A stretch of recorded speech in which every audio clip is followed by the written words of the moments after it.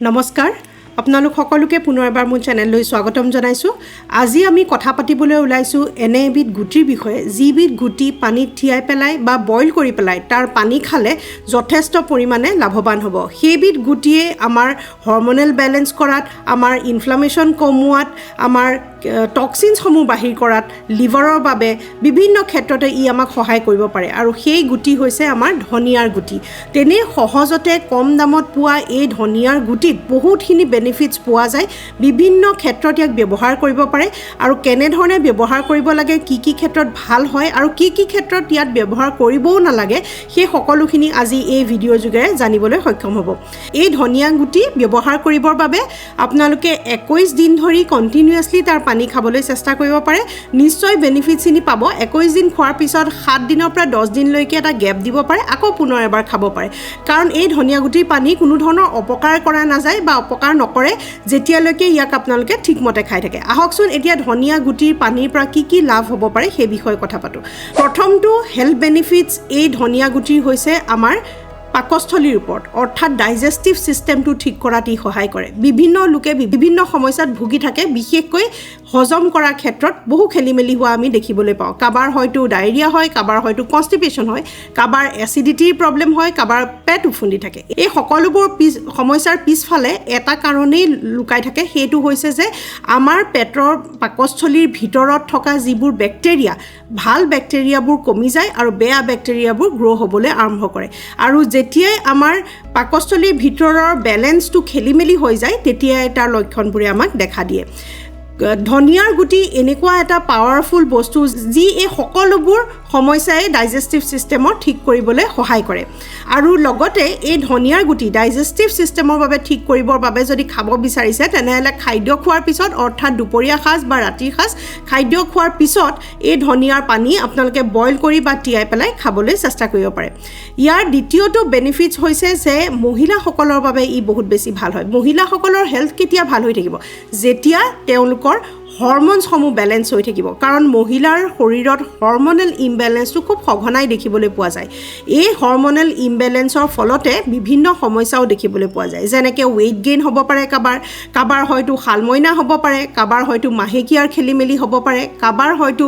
মাহেকীয়া হওঁতে পেট বিষাব পাৰে। আৰু লগতে মেন'পজৰ সময়ত হোৱা সমস্যাখিনি, যেনেকৈ খুব বেছিকৈ গৰম উঠি যোৱা, ঘাম ওলাই যোৱা, হট ফ্লাছ হোৱা, মুড চুইং হোৱা, এই বিভিন্ন সমস্যাৰ ক্ষেত্ৰতে কোৰিয়েণ্ডাৰ চিডছ অৰ্থাৎ ধনিয়াৰ গুটিৰ পানীয়ে আমাক সহায় কৰিব পাৰে। মহিলাৰ হেল্থৰ বাবে ভাল যদি কৰিব পৰা বস্তু হৈছে এই ধনিয়া গুটিটো, কাৰণ ই আমাৰ হৰম'নসমূহ বেলেঞ্চ কৰে আৰু সেইবাবে আটাইতকৈ উত্তম বস্তু হয় মহিলাসকলৰ বাবে সকলো সমস্যা দূৰ কৰিবৰ বাবে এই ধনিয়াৰ গুটি। ধনিয়াৰ গুটি আপোনালোকে তিয়াই পেলাই পানীখিনি থৈ দিব পাৰে আৰু পিছদিনা ৰাতিপুৱা সেই এগিলাচ পানী চেকি পেলাইও খাব পাৰে, বা যদি কেইটামান ধনিয়া গুটি চুবাই পেলাই লগত খাব পাৰে, তেনেহ'লেতো আৰু বেছিকৈ বেনিফিটছ পাবলৈ সক্ষম হ'ব। কিছুমান ৰিচাৰ্চৰ মতে কোৱা গৈছে যে ব্লাড ছুগাৰ কণ্ট্ৰল কৰাটো এই ধনিয়া পানীয়ে আমাক যথেষ্ট পৰিমাণে সহায় কৰে। ই প্ৰকৃততে পেনক্ৰিয়াছক গৈ ইনচুলিন ভালদৰে ছিক্ৰেট কৰিবলৈ ইনষ্ট্ৰাকশ্যন দিয়ে বা ছিগনেল দিয়ে, যাৰ ফলত আমাৰ ছুগাৰটো তেজত খুব ঘপককৈ বাঢ়ি নাযায়। আপোনালোকে যদি ৰেগুলাৰলি ইয়াক খাব বিচাৰিছে, তেনেহ'লে সাধাৰণতে খাদ্য খোৱাৰ পিছত যদি খায়, তেনেহ'লে বেছিকৈ লাভ হয়। কাৰণ খাদ্য খোৱাৰ পিছত যিটো ছুগাৰ স্পাইক হয়, সেইটো বেলেঞ্চ কৰিবলৈ যথেষ্ট পৰিমাণে সহায় কৰে। অৱশ্যে ৰাতিপুৱা খালী পেটতো আপোনালোকে খাব বিচাৰিলে খাব পাৰে, কিন্তু মনত ৰাখিব যে ডায়েবেটিছ ৰোগীসকলে যিহেতু লগত ইনচুলিন, মেডিচিন ইত্যাদি ছুগাৰ কমাবলৈ খাই থাকে, তাৰ লগতে যেতিয়া আৰু কিবা এনেকুৱা ঘৰুৱা পদ্ধতি কৰে, সাৱধান হ'ব লাগে। কাৰণ খুব বেছিকৈ ডাউন হৈ যোৱাটো ছুগাৰটো বেয়া হয়। সেইবাবে 2-3 দিন খাই বেলেঞ্চত আছেনে নাই চেক কৰাটো আৱশ্যকীয়। আৰু যদি সম্পূৰ্ণকৈ ঠিক হৈ আছে, তেনেহ'লে আপোনালোকে ৰেগুলাৰ খাব পাৰে, বা আপোনালোকৰ ডক্টৰৰ ওচৰত গৈ পেলাই, যিজন ডক্টৰে আপোনালোকক মেডিচিন দিছে, তেওঁৰ পৰামৰ্শ এটা লৈ পেলাইও খাব পাৰে। সাধাৰণতে নেচাৰেল বস্তুবোৰে কোনো ধৰণৰ অপকাৰ নকৰিলেও যিহেতু ইয়াৰ ছুগাৰ কমাই দিব পৰা ক্ষমতা আছে, সেইবাবে অকণমান সাৱধান হোৱাটো দৰকাৰী। দৰৱৰ লগতে একেলগতে যদি ইয়াক খাব বিচাৰিছে, তেনেহ'লে 2-3 দিন ভালদৰে চাব লাগে যাতে ছুগাৰটো তললৈ নামি নাহে। কিন্তু এইটো কথাও জনাটো দৰকাৰী যে ধনিয়াৰ গুটি যিহেতু কমাব বুলি কৈছোঁ, সেইবাবে যে দৰৱটো এৰি পেলাই অকল ধনিয়া গুটিৰ পানীয়ে খাব সেইটো নহয়, কাৰণ সকলো শৰীৰে বেলেগ বেলেগ ধৰণে কাম কৰে। মেডিচিনছটো বিৰাট ইম্পৰ্টেণ্ট হয়, তাৰ লগতে ঘৰুৱা পৰামৰ্শখিনিও আপোনালোকে মানিব পাৰে।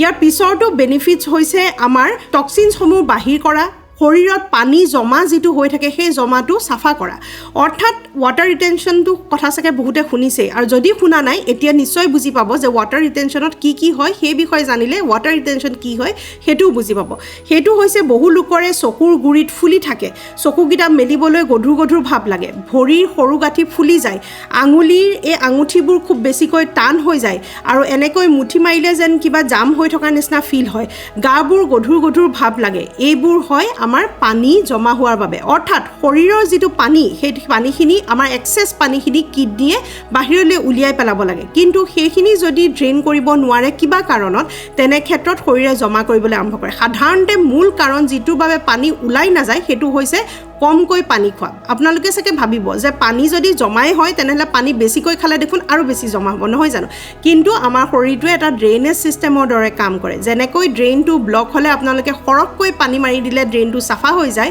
ঠিক তেনেধৰণে আমি পানীও সৰহকৈ খালে সেই পানীখিনি ওলাই যায় আৰু ৱাটাৰ ৰিটেনশ্যনটো কমি যায় তাৰ লগতে এই ধনিয়াৰ গুটিয়ে তেনেধৰণৰ কাম কৰে যি আমাৰ এই টক্সিনছসমূহ লগতে ৱাটাৰ ৰিটেনশ্যনটো দূৰ কৰিবলৈ সহায় কৰে যিবোৰ ছিমটম বা লক্ষণ মই কৈ গ'লোঁ চকু ফুলি থকা ভৰি গাঁঠি ফুলি থকা গা গধুৰ লগা এই ছিমটমবোৰ যদি দেখা দিয়ে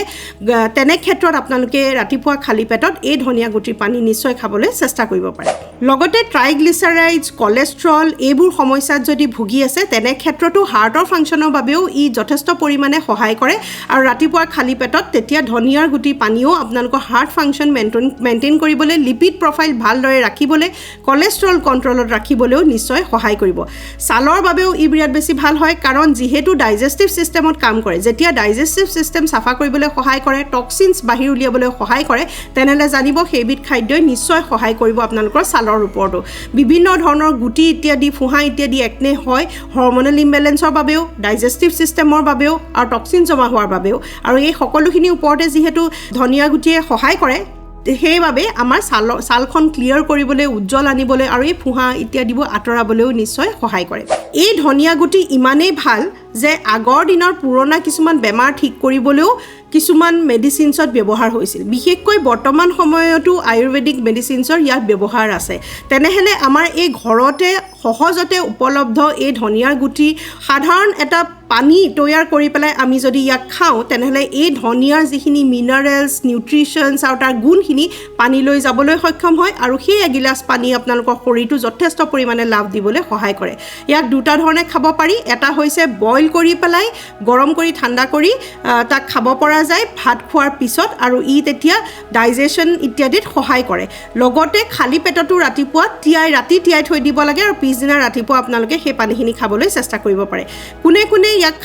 খাওঁতে সাৱধান হ'ব লাগে যিহেতু মই কৈ গ'লোঁ এই ডায়েবেটিছৰ ক্ষেত্ৰত সাৱধান হোৱাটো জৰুৰী কাৰণ ই ডায়েবেটিছটো কণ্ট্ৰল কৰে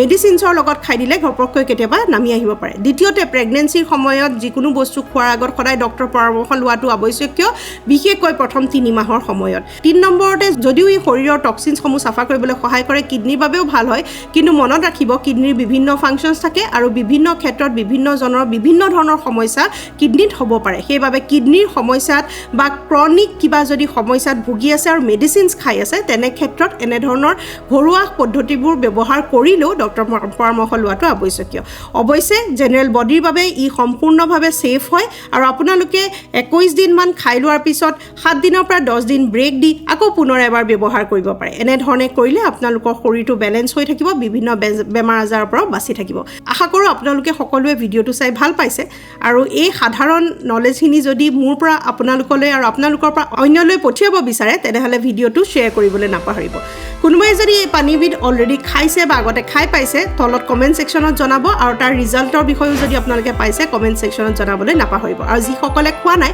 তেওঁলোকে প্ৰকৃততে ব্যৱহাৰ কৰিবলৈ ইচ্ছা কৰে নে নকৰে সেই বিষয়েও জনালে নিশ্চয় সুখী হ'ম নতুন এটা ভিডিঅ' যোগে লগ পোৱাৰ প্ৰতিশ্ৰুতিৰে আজিলৈ সামৰোঁ নমস্কাৰ